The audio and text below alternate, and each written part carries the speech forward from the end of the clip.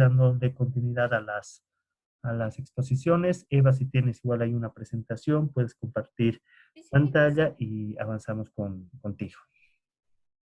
Dicen, ¿me escucha bien ahí? Te Ariadna? escucho bajito, pero te escucho.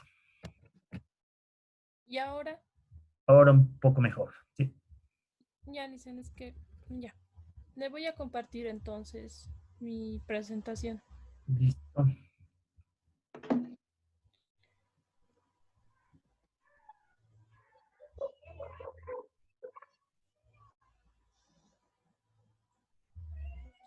¿Ya ven mi pantalla?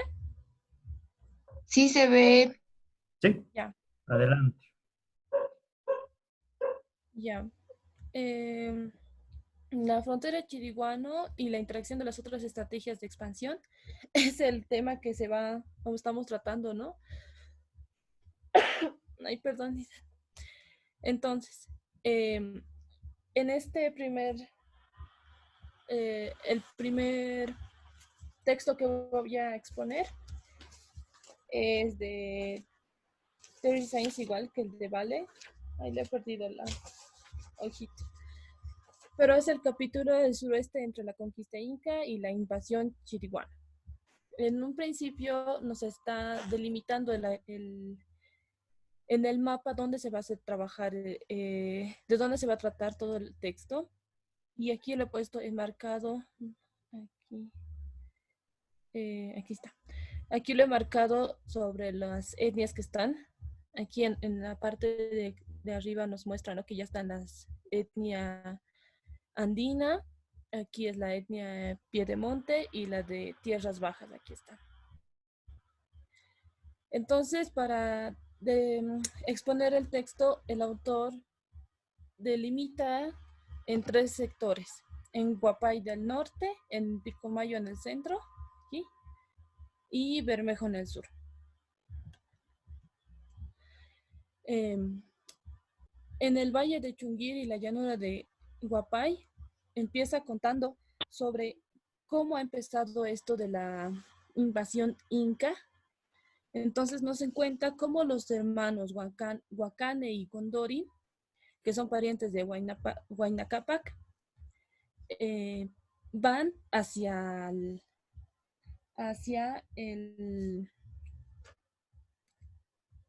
o sea, quieren expandir sus fronteras y se encuentran con el actual territorio de Santa Cruz, donde hay un jefe que es el Grigotá. Estos incas, estos dos hermanos tratan de expandir su tierra porque al parecer ya no hay, o sea, quieren expandir su frontera agrícola para poder obtener más alimentos, ¿no?, recursos. El hermano Wakane, o sea, él se encuentra con un cerro y nos cuenta así como una historia, se encuentra con el cerro Saipurú y con la colina Samaipata. Entonces le llama a su hermano para que se quede con que vigile esta colina, el cerro Saipurú, y él avanza hacia la colina Samaipata. Al avanzar se encuentra con la etnia guaraní. Entonces pasa que hay un enfrentamiento porque quiere abarcar ese territorio y los guaraní no le impiden, ¿no? Entonces los capturan a estos dos hermanos y, y para ir a defenderlos mandan a un general, a Lucurmayo, pero los guaraníes lo matan, ¿no? Entonces el jefe de Grigotá, que era el jefe de la región, les como que hace como castigo y los manda, ¿no?, a estos guaraníes al Inca. Y dice el autor que cuando el Inca les había agarrado en modo de castigo y los ha matado poniéndolos en la cima de un nevado. Y esto, en cierto modo, tal vez explicaría el nombre de los guaraníes. Ahora no sé, con lo que ha leído ya expuesto la compañera Valentina, da otra explicación sobre el nombre, pero esto también es una teoría, ¿no? Sobre que que como estaban o sea, se han muerto, los han matado en la cima del nevado, los han llamado de ahí chiriguanes. Y porque dicen que chiri es frío en quechua, entonces tal vez de ahí viene el nombre, dice, ¿no? El autor. Em, ya para después de unos tiempos, el Tupac Inca Yupanqui, al igual que como estaban teniendo la idea de los hermanos, quería igual someter a las provincias de los chiriguanos por estos antecedentes, ¿no? Que tenían de haberlo matado a un general, al Lucurmayo. Entonces, él tiene la idea de querer em, poder explotar esas tierras y poder invadir además, expandir su territorio. Entonces, eh, este Tupac Inca Yupanqui manda a su ejército, pero ellos vuelven con la respuesta y diciéndoles que los chiriguanos eran unos castos, brutos y peores que las bestias, feroces, dicen. Entonces lo ven en una forma de modo despectivo y los tratan como si fueran unos salvajes, ¿no? Así como ha dicho la Valen. Entonces, el ejército de este Tupac, de este Inca, se remete a esto. Entonces van y quieren conquistar expandir su territorio, pero no tienen, o sea, no logran eso. Es más, porque los chiriguanos se han establecido o sea, en contra de ellos, o sea, han podido luchar en contra del ejército inca. Entonces no han podido expandir su territorio. Eh, Esto es en la segunda parte, porque les he dicho que iba a repartir en partes el texto. Entonces, en el medio está el pie del monte del Chaco, que están entre los ríos Guapay y Pilcomayo. Mm, les había contado en un principio que los hermanos Guanay y Condori son amigos, son familiares Huayna. Entonces, como ha habido esta antesala de que ellos mm, o sea, los han confrontado, Huayna Cápac envía a numerosos indios para defenderlos de los chiriguanos, a los que ya estaban ahí establecidos. Porque no olvidemos que la forma de poder expandir su territorio al Inca les dejaba a pequeñas familias, a pequeños pueblos en lugares estratégicos para poder así avanzar. Entonces, este Huayna Cápac, para poder defender a estas personas de los chiriguanos, les envían indios para poder defenderlos. Pero aún así, la presión guaraní no ha podido, esta presión de los guaraníes para que no se expanda, ha podido influir para favorecer la alianza de las etnias meridionales, o sea, las que estaban ahí entre los ríos Guapay y Pilcomayo, para que no pueda ser conquistados por el Inca. Ya para la segunda mitad del siglo XVI, los chané fueron empujados por los invasores guaraní al interior del Chaco o vivían en su frontera. Y esto ha pasado porque los guaraní, o sea, los guaraní slash eh, mm, chiriguanes, que, igual, o sea, al momento de enfrentarse a la mitad en el fuerte de Samaipata, entonces querían expandirse al igual que el Inca, entonces ha habido esta confrontación, pero al igual ellos han querido expandirse y por eso a los invasores guaraníes.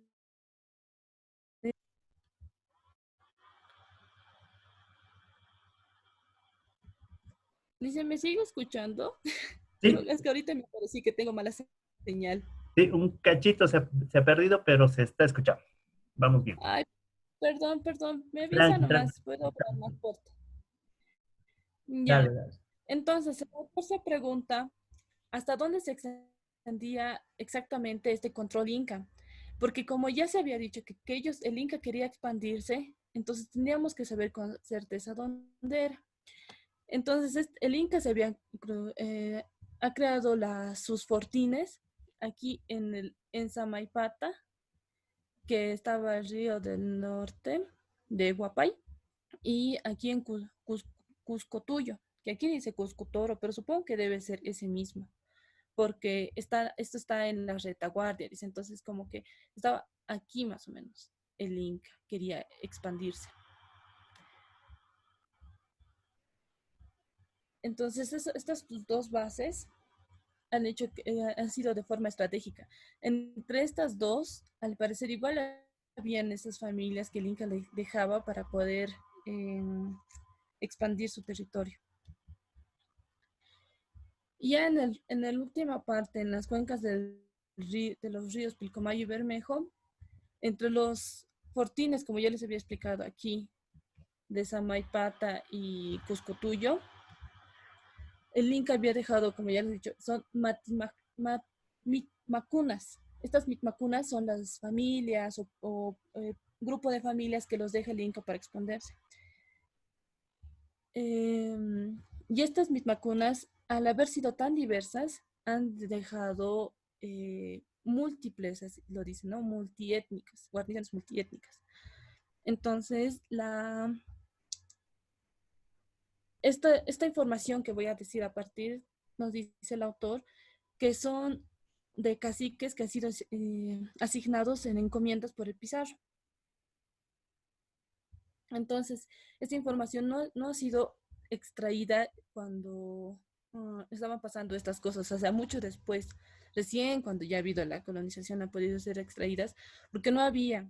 Entonces, puede ser que esta información no sea, o sea, sea tergiversada en cierto modo, algo así dice, porque ha sido tomada durante conflictos bélicos. La expansión del Inca ha sido más allá de la selva y de los cerros belicosos en comparación a la expansión del Inca en el Cusco.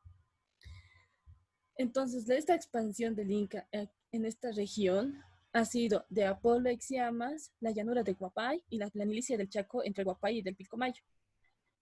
Esto ha hecho que el Inca, nos dice el autor, que el Inca ha podido expandirse hasta estas regiones. Esta, esta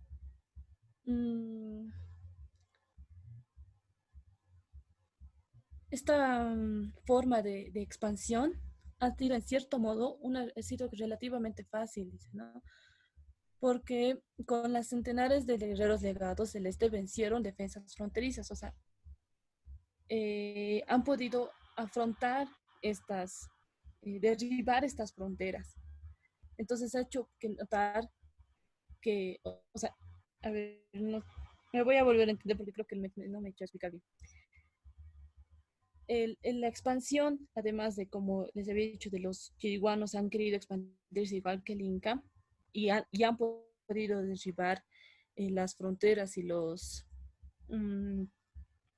las bases que tenía el Inca en Samaipata y en Cuscotuyo, han podido verificar y notar que el sistema imperial del Inca era frágil, porque ha podido ser, o sea, en cierto modo ha sido fácil para los demás poder expandirse.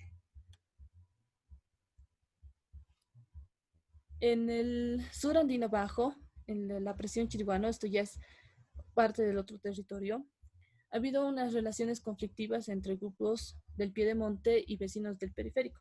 Esto porque los chiriguanos han empezado a expandirse, les decía, ¿no? Entonces ha habido conflictos entre estos grupos del piedemonte.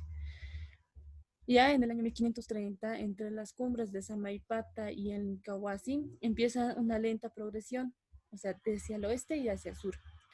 Eso se debe a que ha habido una división de familias, pero además porque estas familias querían nuevas cumbres, o sea, querían expandirse. En los años 1548 y 1553, la ocupación de la frontera andina pasa a llamarse Cordillera Chiriguano, porque ya los chiriguanos estaban ahí establecidos, o sea, y estaban expandiéndose. Ya en el otro texto explica sobre qué ha pasado cuando se han expandido. Entonces, a mediados del siglo XVI, los chiriguanos parecen haber alcanzado su expansión máxima hacia el oeste. O sea, eh, del mapita, ¿no? Se, se han expandido hacia, mm, hacia el fuerte de Samaipatá, hacia ese lado. O sea, querían llegar hacia, con lo que les decía, ¿no? Hacia las bases del Inca.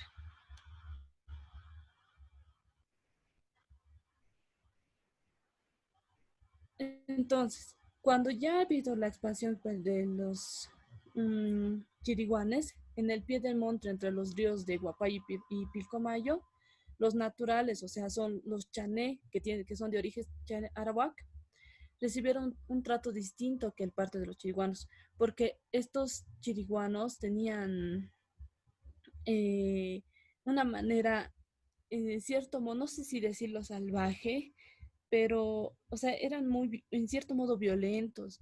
Hay un relato de el, ay, no me acuerdo, pero cuentan cómo las personas que, o sea, por ejemplo, los chané, tenían, lo sentían como enemigos porque los, los, les pedían un tributo los chiriguanos y pedían que se les dé, o sea, lo mismo, como lo mismo que se le daba al Inca, ¿no? Pero estos se han sido más violentos. Y en este dice que, y a pesar de que se les daba, aquí está, Diego de Porres les cuenta que estos, estos chiriguanos venían y eran las personas que vivían ahí, eran despojados de sus vestidos 3 veces al año. Y su miedo es tan grande que solo 6 chiriguanos bastan para mantenerse el respeto de toda la población. El cacique de esta población os decía que a pesar de que se les daba todos vestidos, platos de plata, hachas, anzuelos de hierro, aún así no se los lograba contentarles. Entonces, esto es como que otra parte de los chiriguanos que han habido como una invasión. No sé, a mí me ha hecho pensar que era como con la invasión española porque ha sido muy, mm, o sea, rasgante, ¿no? Entonces, en cierto modo. Y a pesar de eso, los chiriguanos tenían una cacería de esclavos. Esta cacería se ha multiplicado durante el último tercio del siglo XVI y la primera mitad del siglo XVII. Ay, aquí está, man, me falta una. Entonces, de ellos los chiriguanos tenían la idea que para poder tener un esclavo tenían que matar a muchos. Y hay un informe que nos dice que al parecer anualmente los chiriguanos vendían a más de 2.000 esclavos a los traficantes fronterizos, o sea, a los incas. Y esto era, o sea, y los traficantes fronterizos los dejaban porque les daban a los chiriguanos de intercambio, les daban objetos de metal, decía, ¿no? Entonces, no, como que los daban hasta por pocas cosas, ¿no? Ya. Eh, el anterior texto quiero concluirlo con lo que dice, ¿no? El mismo eh, autor sobre que la negligencia de las guarniciones o por incuria de los gobernadores o por cansancio de los mitmacuna o los que son las familias que se les dejaba, o por pasividad de los pobladores locales, el deterioro de las fronteras meridionales muestra las contradicciones de una dominación inca, demasiado rápida y superficial, donde los incesantes desplazamientos de poblaciones no aseguran necesariamente la mejor eficacia de control estatal. Entonces, nos demuestra que los incas han sido, pues, no han sido estratégicos en cierto modo, porque han querido avanzar, pero no han podido dejar, o sea, porque los mitmacunas que dejaban, que eran esas familias, no eran lo necesariamente, eh, en cierto modo, fuertes, ¿no? O sea, no ha sido muy estratégico dejar a cualquiera y los dejaban así, en cierto modo. Los dejaban y decían, ya pertenecen al imperio incaico. Y la segunda lectura para complementar es la de circuitos de interacción en el Chaco y los valles del sur andino boliviano. Instrucción guaraní e inca. Es de Sonia Alconini. Y en la primera parte nos habla Eva, sobre... una cosita antes de que continúes, solo un apunte en lo que exponías.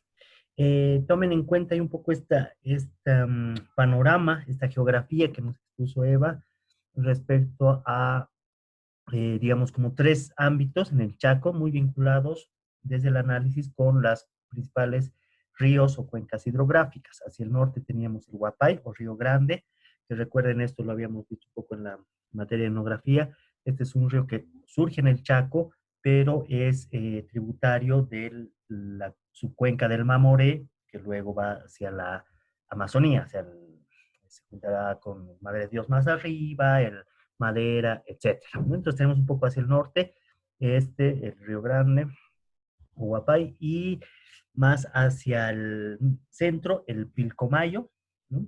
Que estaríamos, que recuerden, nace, o la parte alta de la cuenca del Pilcomayo es en Potosí, luego Chuquisaca, se desliza hacia Tarija, y de ahí va a ser frontera entre Argentina y Paraguay, y más hacia el sur, el Bermejo. Entonces entendamos que donde ha habido mayor expansión inca ha sido hacia el norte, muy motivados probablemente por lo que podría ser Saipuru, que se asume que eran minas de explotación de plata.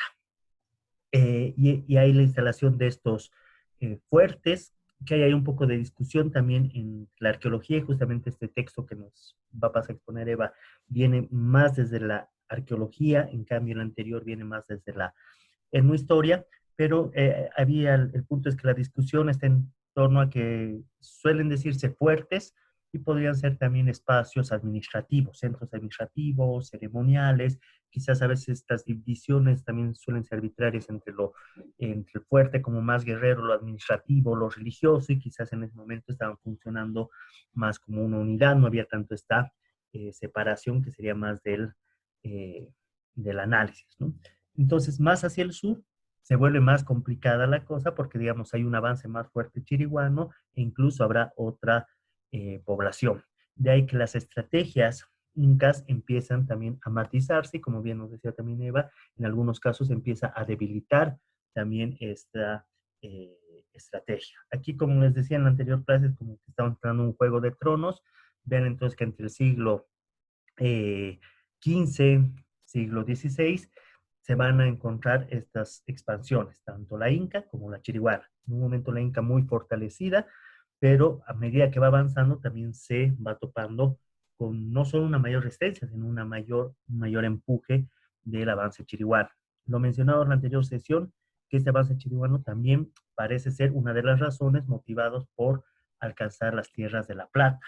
De ahí que empieza a a dibujarse algunas hipótesis que si realmente estaban queriendo llegar hasta Potosí, o si más bien era Saipuru, que estaba ahí en lo que sería actualmente Santa Cruz, donde estarían yendo un poco los guaraníes, o podría ser ambas, ¿no? E incluso otras de estos aspectos. Entonces, eso para puntualizar un poco, para que nos ubiquemos también geográficamente, nos expuso muy bien Eva, pero digamos como para apuntar cómo esta expansión no la pensemos como algo homogéneo del lado inca y tampoco del lado chiriguano. Ahorita estamos como un poco más sumados a lo que fue la expansión inca por las evidencias precisamente que hay arqueológicas, estos llamados fuertes, probablemente centros administrativos, ceremoniales. Hay, como les decía, una discusión un poquito en términos de la funcionalidad que se le ha dado a estos espacios, ¿no? Y a continuación este texto entonces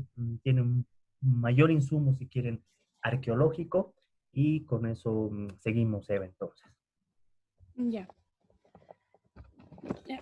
Em,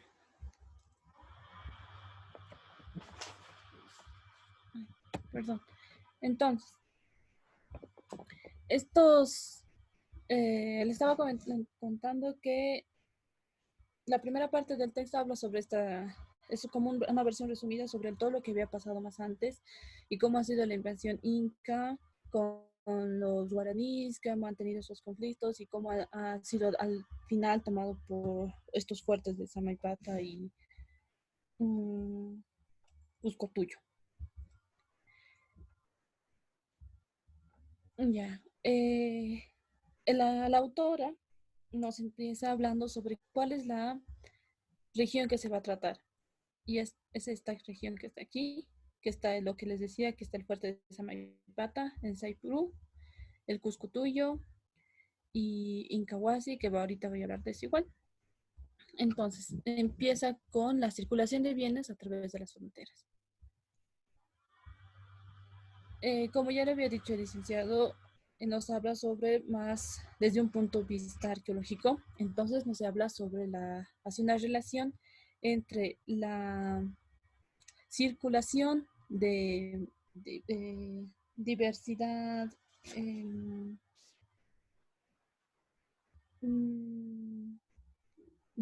intercambios, perdón, sobre los intercambios que han tenido y cómo ha sido esta circulación.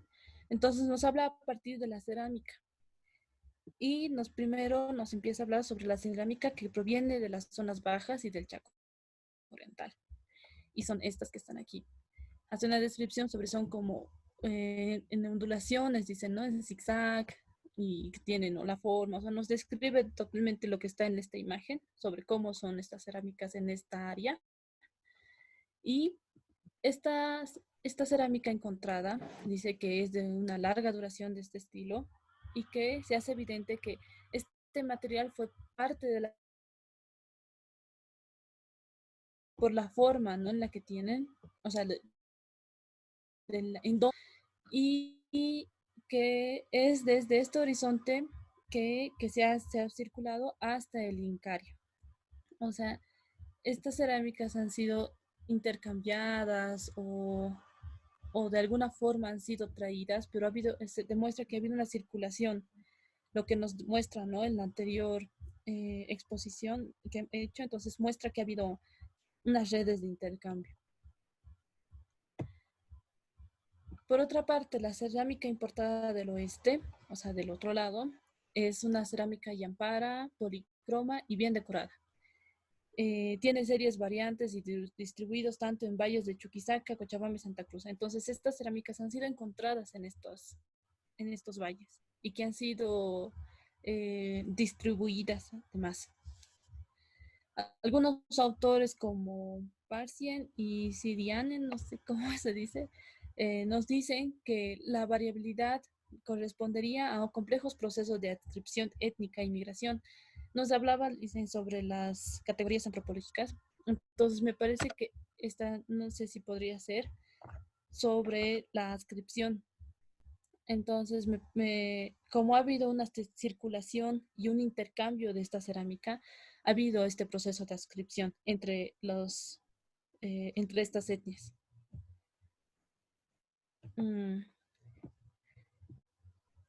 Entonces, aquí está esta es una cerámica que está, o sea, es la forma, por lo menos eso dice el internet y también se parece mucho a la foto, a los dibujos, perdón. Entonces, la autora nos dice que en comparación a estos sitios pequeños, en comparación, los sitios pequeños, estas áreas donde se han ido encontradas estas cerámicas, han tenido menor acceso a este tipo de intercambios, ya que nos dice que es factible que estos centros hayan tenido un mayor grado de redes de intercambio.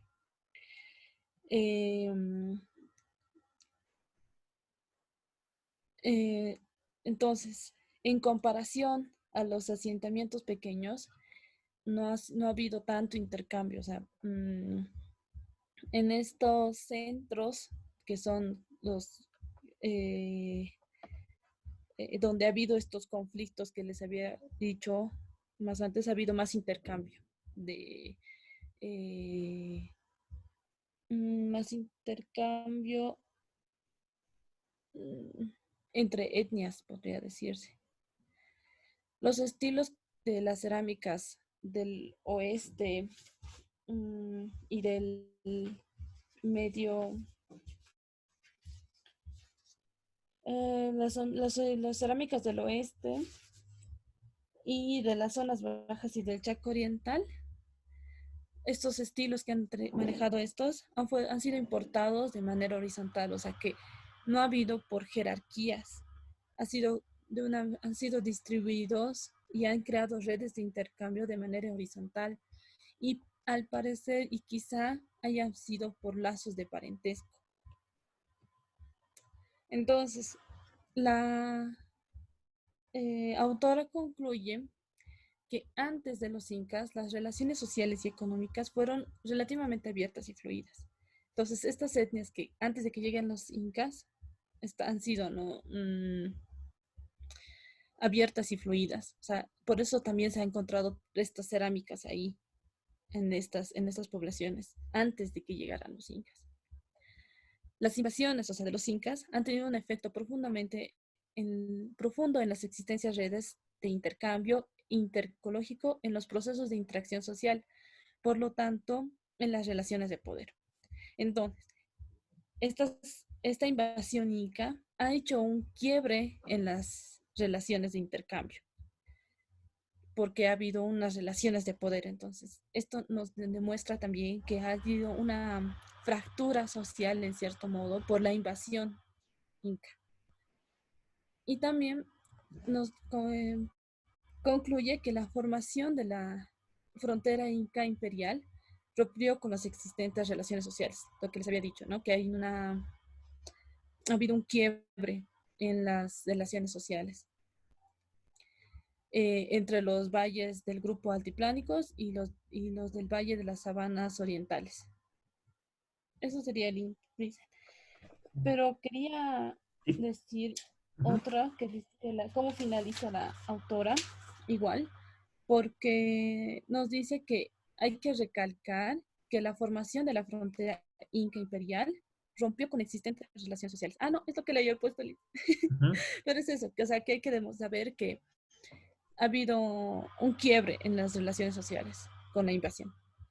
Muy bien. Eso es eso. Listo. Gracias, Eva. Bien, buena la exposición. Lo único que sí estaría como faltando, aunque bien apuntaste en la exposición el tema de las categorías, y decías un poco esto de la adscripción, etcétera, con la categoría, pero sí esto para todos, para todas, sería bueno que al final de sus presentaciones, como que tengan un punteíto de las principales eh, categorías que hayan identificado. Entonces, la exposición muy buena, ha sido mencionado un poco de estas categorías, pero necesitaríamos como ese apunte, digamos, ¿no? Identificado tales categorías, un poquito remarcando. Eso estaría como pendiente, que por ahí, Eva, le puedes ahí pulir un poquito y para la gente tener como las principales categorías de todo lo que se ha expuesto. No necesariamente tiene que ser un chorizo de categorías, por ahí son una, dos, tres que se ha identificado, pero como resaltar eso. Entonces eso sería lo único que quedaría como pendiente. ¿Neta? Yes. ¿Listo? Miren, que ya estamos, se nos está acabando el tiempo. Habíamos dejado también en stand-by la exposición de Valentina. Entonces, les pediría más bien si podemos la siguiente sesión empezar con la segunda parte de lo que nos tenía Valentina. En todo caso, está bueno porque están las situaciones bastante detalladas y esa era también la idea, ¿no? Entonces, no meditar mucho que corramos, entonces entenderán que esto también entonces implica por ahí que nos desplacemos un poquito en el rol de exposiciones, vamos viendo cómo lo manejamos. Entonces, uno, para todos, para todas, esta idea de que terminen su exposición general con un breve apunte de las principales categorías que han identificado, eso, ¿no? Diciendo por qué esta categoría, dónde me llamó la atención, cómo un poco la puedo eh, entender, ¿no? Por qué la identifico y cuál es la importancia de estas categorías. Eso sería importante. Recuerden también que estas exposiciones, la idea es que una vez que terminen, las suban como PDF, como PowerPoint en el grupo de Facebook para que también todos tengan acceso a esto. Esa sería un poco la idea. Entonces, algunos comentarios, algunos complementos más, lo sería la siguiente con el complemento de la exposición de Valentina, porque como se dan cuenta, son parte de todo un primer, digamos, elemento, un primer análisis que nos está ahí haciendo referencia mucho a la expansión inca, a esta frontera chiriguana, a relaciones entre Chaco, valles interandinos, ¿no? Estos Andes orientales, este Chaco occidental. Entonces ahí nos va a dar mayores elementos también para analizar lo que nos complemente Valentina. Entonces, iríamos un poco en ese sentido y estamos con menos de 2 minutos. Entonces, el miércoles estábamos quedando que haríamos la sesión igual por la tarde, de 2 a 3:30. Retomamos con el complemento de la segunda parte, digamos, de la exposición de Valentina. Comentamos un poco eso y la idea sería ir pasar ya por el orden que teníamos un poco el rol, sería con la exposición de Orlando. Vemos si con eso nos quedamos y de ahí Michelle, o por ahí Michelle ya nos respondría la siguiente semana. ¿Estamos de acuerdo? ¿No hay mayores complicaciones con este ajuste? Para mí está bien, Lisen, no ¿Sí? tengo problema. Ya, Sí, gracias, más bien. Está bien, Licen. Estamos. Sí, Liz, no hay gracias. problema. Listo, entonces estén atentas al comunicado de Facebook. En principio estamos quedando miércoles de 2 a 3:30, pero ahí les voy comentando si ha habido alguna cuestión de último momento para hacer los cambios. Entonces, Listen, sí, una consulta, bueno, una pregunta. ¿Nos podría dar de lo que acaba de exponer Eva un ejemplo de cómo serían las categorías que usted ha identificado? ya, mira, ahorita se nos va el tiempo. En el grupo les dejo más bien ahí un ejemplito para que lo chequen. ¿Les parece? Sí, Lisen, yo igual tengo un poco de dudas con eso. Muchas Ya, gracias, Liz. les dejo Nos va a ahí quitar muchas entonces dudas. les dejo porque ahorita se nos corta la sesión, entonces les dejo ahí un poco, o lo vemos, lo charlamos también el